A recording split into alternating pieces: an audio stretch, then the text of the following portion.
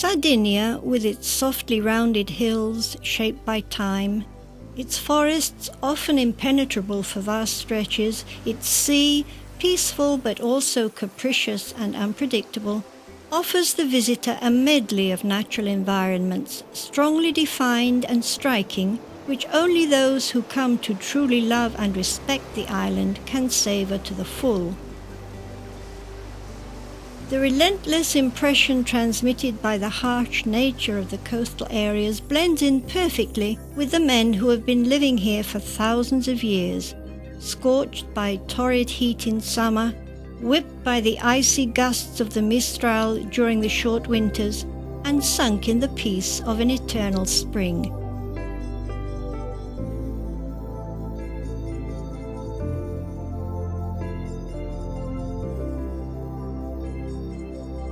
This is their life, its rhythms marked by wind, sun, and sea.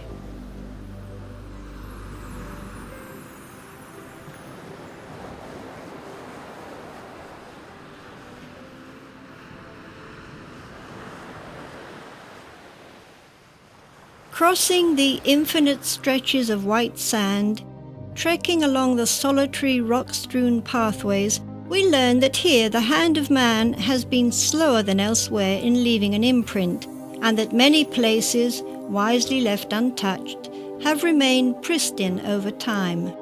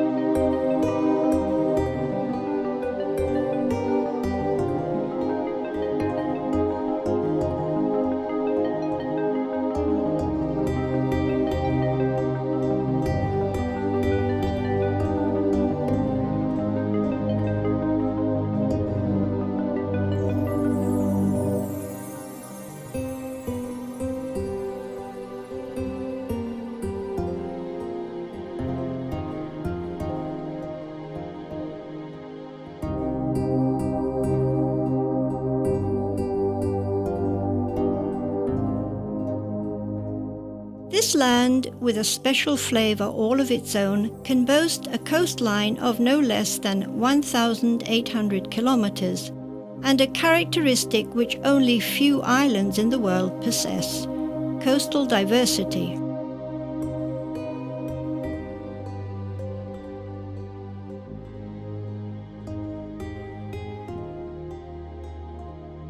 The isles of the tropics and the lands of Oceania, lapped by the sea, offer basically the same image along their whole coastline, but Sardinia offers very different landscapes, from north to south and east to west.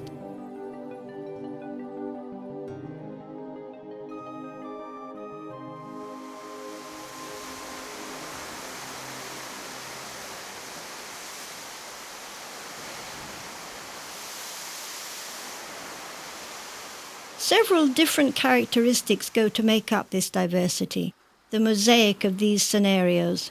The first thing we note is the consistency of the rocks, their differing shapes and the colours in the parts above water. And it is in the rocks that also determine the infinite shades of colour of the sea depths. These formations, submerged in crystal clear waters and sandy shoals, give the sea its intense, unique colours.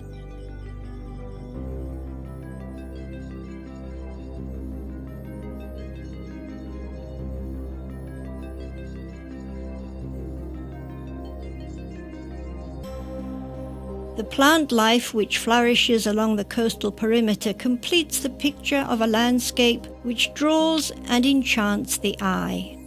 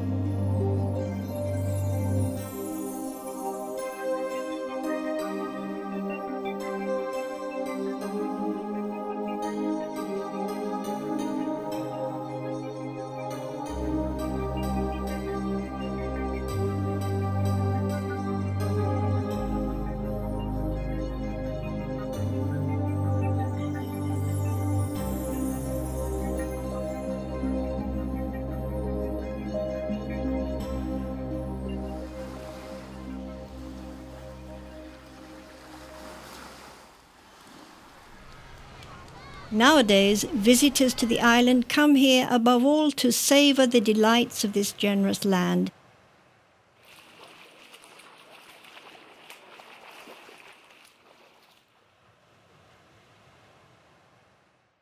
But in days gone by, the first men who made landfall here came with very different ideas.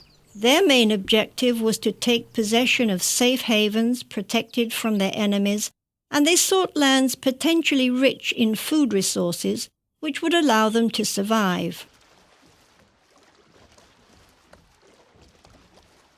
Information on the island's first inhabitants and the events marking its ancient history are, as with so many other peoples, shrouded in the mystery of legend. There are clear traces of the presence of some ancient communities of hunters and shepherds in various areas of the island. They lived in hut villages and followed the cult handed down by the ancient inhabitants of Babylonia, who after their dispersal to many parts of the world transferred their religious beliefs to other populations. Amongst these was the cult of the god Father, represented by the menhirs, great phallic megaliths set in the earth, and the goddess Mother, absorbed and practiced by some of the most important existing religions, including some branches of Christianity.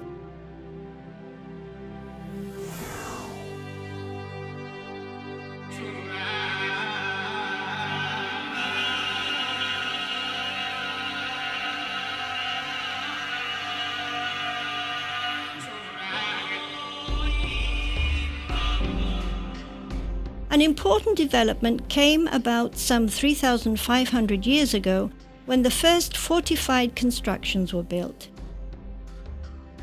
These particularly solid, well-protected structures give us the picture of the existence of a people living under constant threat of attack, not only on the part of predators from the sea, but also from their own countrymen. Over time, these extraordinary fortress habitations became more complex. Unfortunately, we have no written documentation referring to this period. What little we do know is the fruit of legend and myth handed down for generations until the appearance of direct testimonials. These writings, drawn up mainly in Roman times, are of course far distant from the origins of the Nuragic peoples, and although they speak of the people living here in ancient times, the information they contain is of scant use to scholars for clear understanding of life during the Nuragic period. There are more than 7,000 nuraghi still extant in Sardinia, and although they share the same construction concept, they vary as to shape, size, and state of conservation.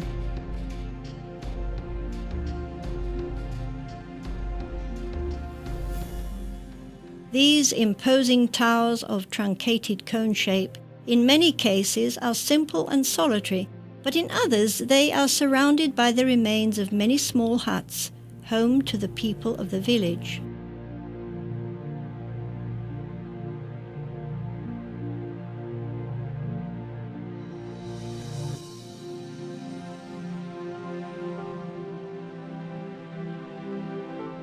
Several nuraghi, at one time inhabited and subsequently abandoned after many centuries, came to echo once again with voices. They became the hub of new inhabited centres.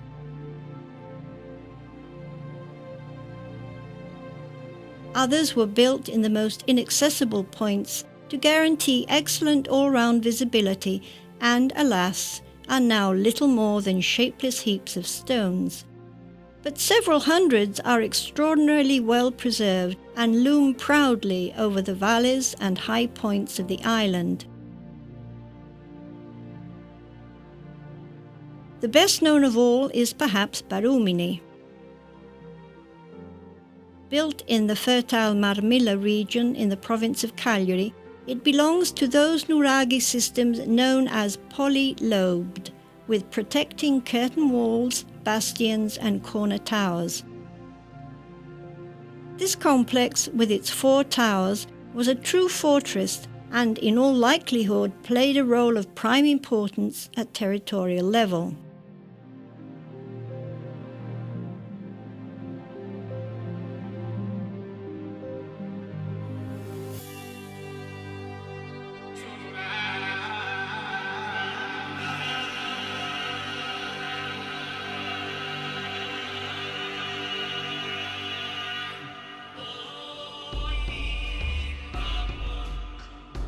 The Nuraghi a Rubio, or red nuraghi, takes its name from the great basalt rocks used in its construction. This strong colour is accentuated by the numerous clumps of moss and lichen which dot the stones of almost the whole structure.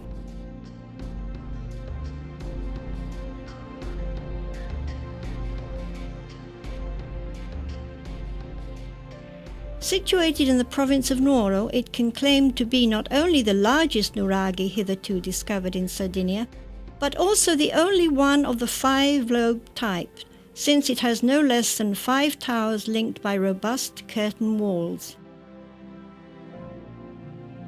As we examine these great works, we must perforce abandon the classic image of the caveman, club in hand, and focus on a being with truly extraordinary skills.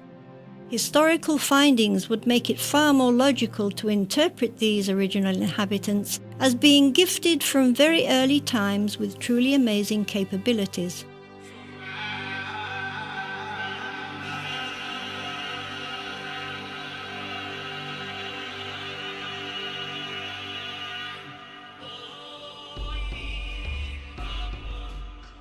Further to the north, in the province of Sassari, in the vicinity of Torralba, visitors will find the Nuragi of Santuantine, curious for the triangular shape of its great base, from the centre of which rises the keep, a massive tower which was originally constructed on 3 levels.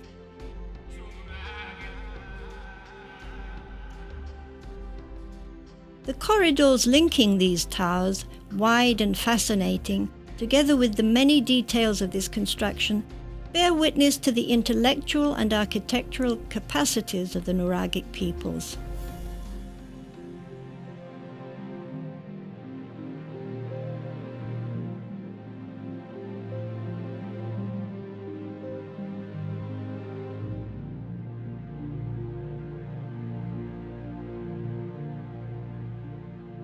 In the province of Oristano, close by Abasanta, stands the majestic nuraghi Losa.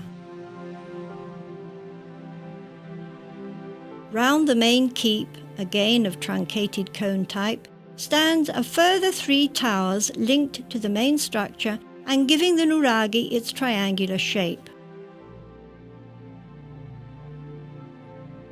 It differs from constructions of similar layout because it has no internal courtyard, a feature present in other nuraghi of this type.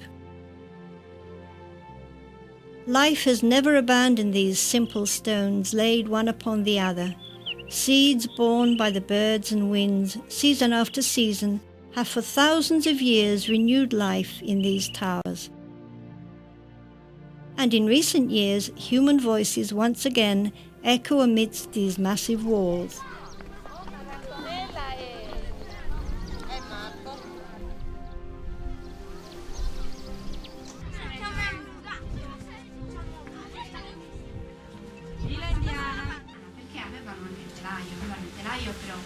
quello orizzontale, ma quello verticale. Anche le donne prendevano le pietre.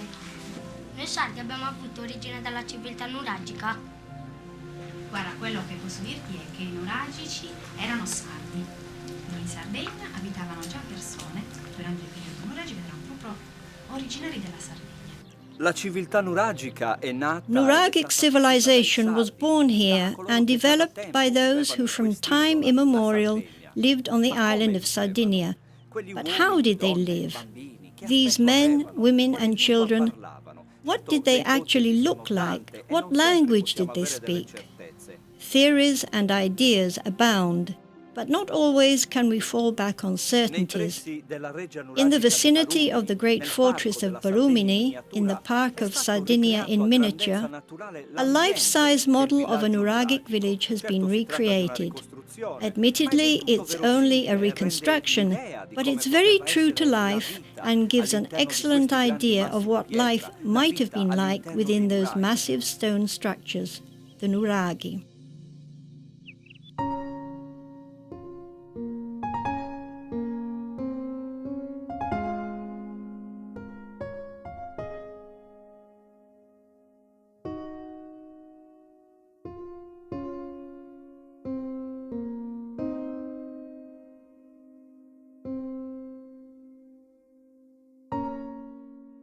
A large number of these monuments, which had remained intact for millennia, have disappeared forever. They had resisted the elements proudly, but were forced to bow before their very creator, man himself. On the 6th of October in the year 1820, King Carlo Emanuele of Sardinia decreed that any landowner may freely enclose by means of hedges, walls, or dividing ditches any plot of land belonging to him not coming under easement of pasture, passage, fountain, or drinking trough. As a result of this law, known as the Enclosure Edict, many landowners demolished the nuraghi in their area using the stones they recovered to wall in their land. Other monuments disappeared because the stone blocks they were constructed with were removed to form the massive base course for what is still today Sardinia's most important highway, the Carlo Felice.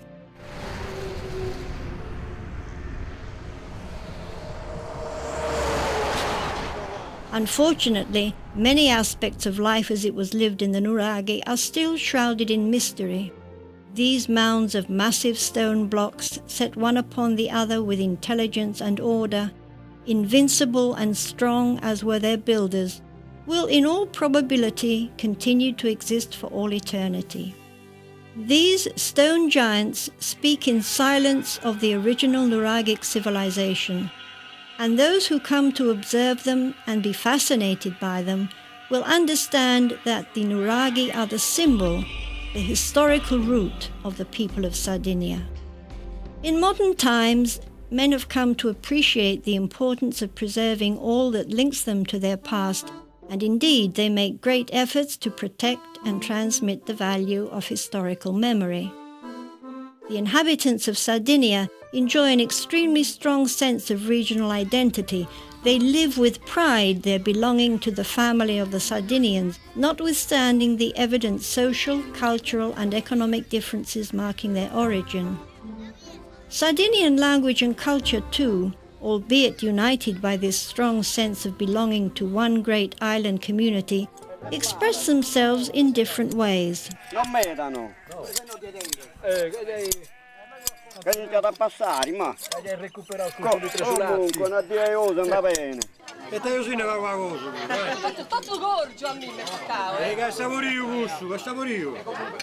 Sardinian is a Romance language and descends directly from Vulgar Latin.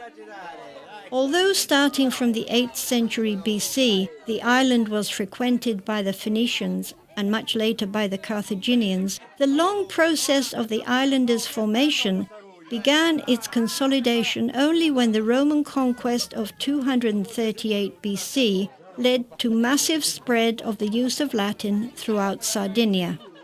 Paolo, vai allegria, dai un bottigello.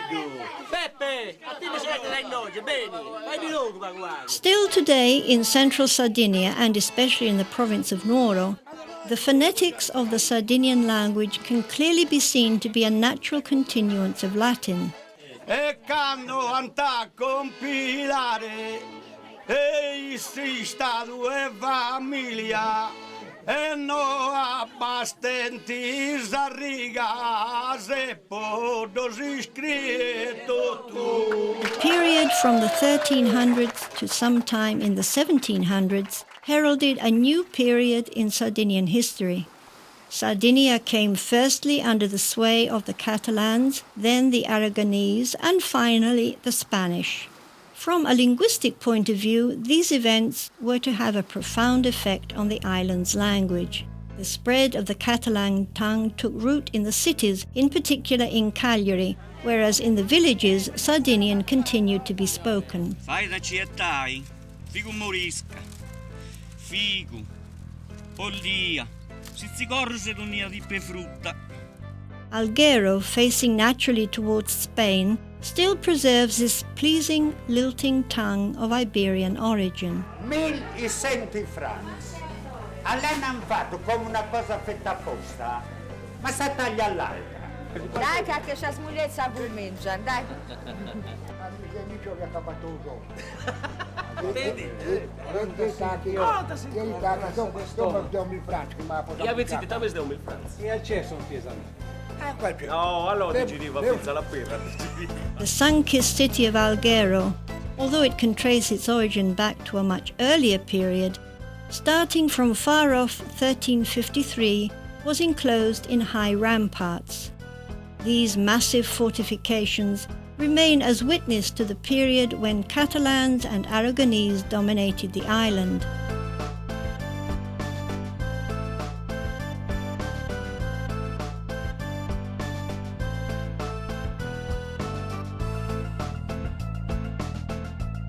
Many centuries have gone by, but still today in this city symbolized by its red coral, the Catalan language and traditions live on.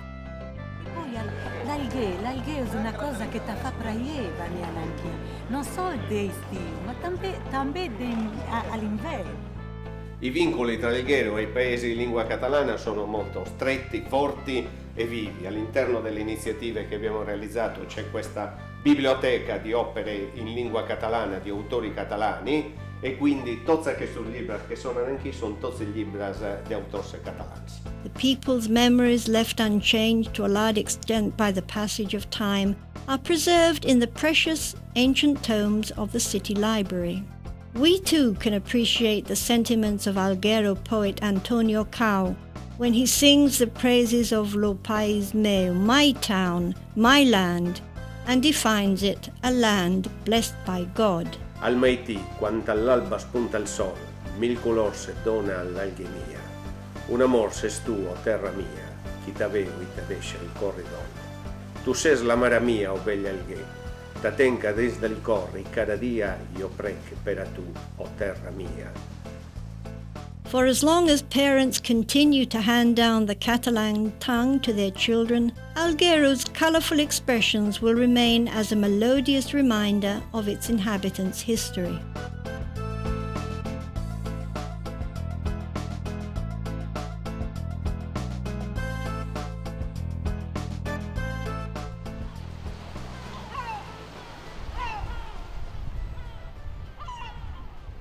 Again, along the western coast of the island, but in a southerly portion, the island boasts yet another important linguistic enclave. Speriamo che anche una bella tempo. Pigliamo qualche 2 o 3 pesci. Però ne conviene ci piglio saloi invece da noi. The Tabarchino language, limited to the fascinating small island of San Pietro, is spoken above all in the town of Carloforte. On the ferry to this small island, we mull over the historic events which brought to these shores a small community of fishermen from Pegli, a maritime town on the western coast of Liguria.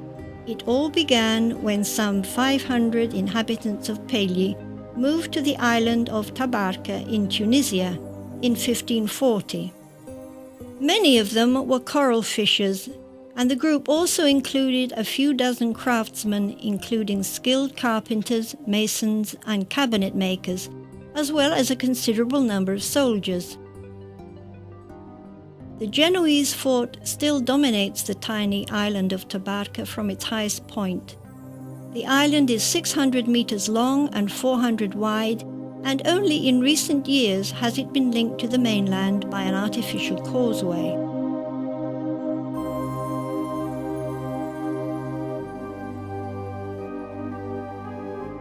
When the colonists from Pegli settled in this tiny Tunisian island, they found a natural environment and climate very similar to their homeland. Indeed, they were on the opposite shore of the Mediterranean.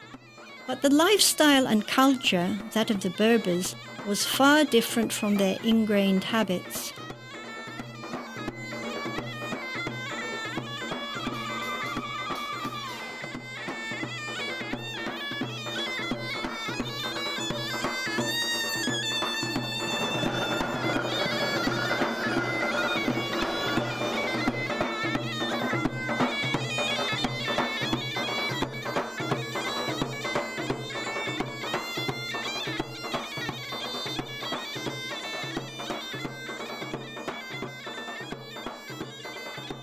Some generations after the arrival of the original colonists, their children, by now Tabarchini, were feeling keenly these differences and were above all exasperated by the continuous pirate raids. Thus they were happy to accept the invitation of King Carlo Emanuele III of Savoy to relocate and colonize an uninhabited area of his kingdom. Thus it was that in 1738 the Tabarchini moved to the island of San Pietro, where they continued to speak their language, consisting basically of Ligurian, but with some words adopted from Arab and yet others from Sardinian. Nunca ci dei regole. Mattina. Sì, precisamente. E come sei con il tempo del lungo, perché va a fare spazio, a uno che va. I nostri feci quando andavano avanti in locali non ne bevevano qua. Scusa. At Carloforte, the memory of the Tunisian city of Tabarka is still very much alive, and some 80% of the population continue to speak Tabarchino fluently on this Sardinian island.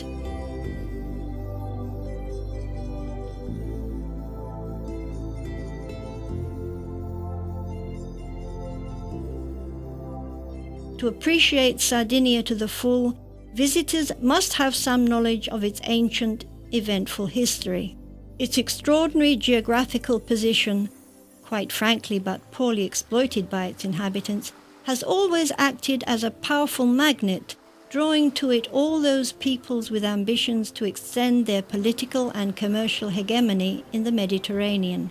Thus, the history of Sardinia is indissolubly linked to the conquerors who over the centuries managed to subdue it, but have also enriched it immeasurably as to culture and traditions.